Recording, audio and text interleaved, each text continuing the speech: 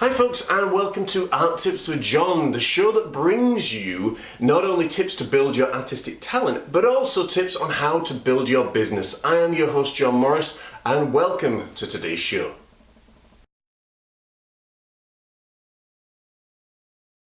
Okie doke folks, welcome wherever you are in the world today. Today we're in the studio, so we're in a different location, but I want to take this time just to flick on the camera and actually answer and give some tips to a topic that people have really struggled with. And I mean every creative mind at some point will go through this, and it is the dreaded creative block. So first of all, you could ask the question, what is the creative block? The creative block is when you are a creative mind or an artist or a musician or an author, and you've got all these ideas that come just naturally, and then all of a sudden, boom, it stops. Okay, it is the thing that creative minds probably fear the most, because if you build your business upon creative skills, then it's kind of scary when those creative skills just run dry and you just run flat, basically. So the question that we've got to ask first is, what causes the creative block? Okay, creative blocks can come in all shapes and sizes. It could be a boredom, okay, of a project or a niche market that you are working in. It could be you've gone as far as you can go in the market that you are working in.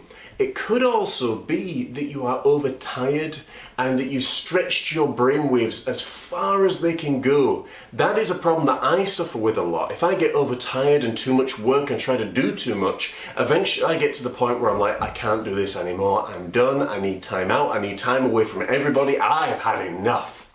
So what do you do when these kind of things happen? Well, my first piece of advice is don't panic, okay?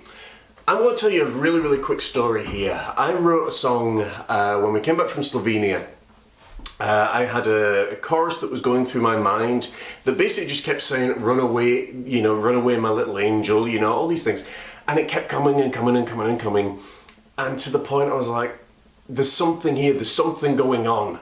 And I got back from Slovenia, back to Scotland, and I sat down to write it. And all I could get was the chorus, and barely the chorus, okay? So I'm sitting there with my little notepad, and then I switched to my laptop, because sometimes it helps, just divvying things up. Then I switched to a voice recorder, then I just switched to guitar and started playing with different things. Nothing was coming, okay? And I was trying to force the song. Now, the biggest problem when you try to force anything creatively is it isn't your best work. Okay, I can tell you that now from 14 years worth of experience of songwriting, of music, of speaking, of everything else. I can tell you now that if you've got to force it and it isn't coming naturally, the chances are it's probably not going to be your best work. So I sat down and I put it to one side, and it took maybe about a month or two. And what I originally thought it was going to be about, it actually wasn't at all. The original idea that I had was to write a tribute for Rowdy Roddy Piper, of which we did a painting for, and you can see the video on YouTube as well if you look through my, be on a WWE playlist. But it actually wasn't. What it turned out to be was we're sitting there watching Harry Potter. I'm engrossed in these characters, and I'm thinking, oh, this is good. Again, you've got an affirmation with everything that's going on, and you've got a connection with these characters. And all of a sudden, in the fourth film, these words started flying to me. And I said to my wife, I was like, I've got to start writing. I've got to write now. I did, and I'll tell you something. The song that came away is called Runaway. The song that came out of all of this, I honestly believe, in the most humble way possible, it is my definitive song. Okay, now I've had some definitive songs over the years, such as It's Gonna Be Alright or The Memory Road, but this one in particular with Runaway was like the coup de grace. It was like, wow, how it sounds, how it looks, how it feels. The music video is also on our YouTube channel as well, so I do encourage you, if you're interested, to check that out. It is available for digital download as well. From our website, johnmorrisartfromtheheart.com. But getting back on track, what do you do when you've got, creative block? Well, the first thing, as I said, is actually stop. Don't panic. It's not the end, okay? For 14 years, the amount of times that I've sat there and I've thought, is this going to be the last time that actually I have that big push and that big painting sale or that big painting that comes out, this big idea that happens?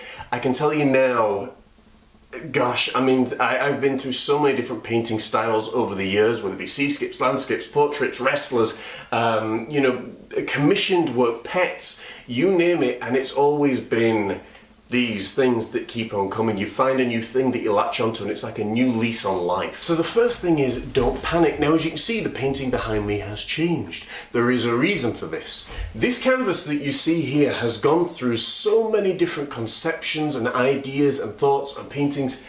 I've actually lost count with how many times that I've tried to work this canvas. It has been one of the ones that I probably just struggled with the most. And not because I wasn't thinking about it, but actually because it just didn't feel right. So what happened, I hear you cry? Well, I sat down one day. This is tip number 2. Sit down, look online for different ideas of things that you might like to try and might like to do, and then start piecing them together. That's one of my biggest things that I can advise you to do, is actually take some time out, sit down, stick a DVD on, you don't have to listen to it too much, and get all different ideas together. What we ended up with was a sketch. I'll bring this a bit closer for you. Sorry, there's a glare. This was the sketch that we put together. Now, a lot of people like the sketch tremendously.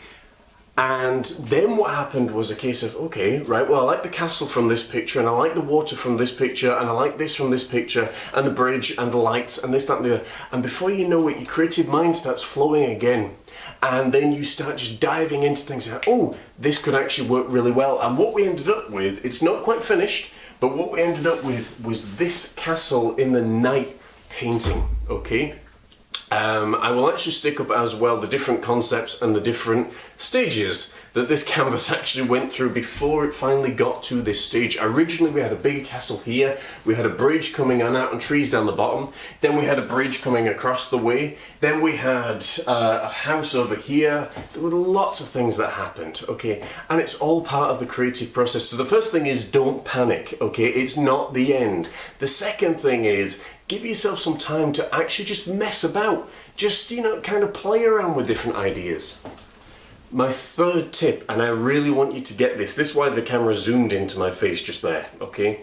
My third tip that I really want you to get, take some time out, okay? If you are stressed, if you are overworked, if you are tired, if you are anxious, all those negative emotions, everything that's there, that will stunt your creativity. Why? Because you have gone from being in a place where you're like, oh, I'm really creative, I'm really excited, to a point of, I can't be bothered, I'm frustrated, I'm wound up, I can't do anything.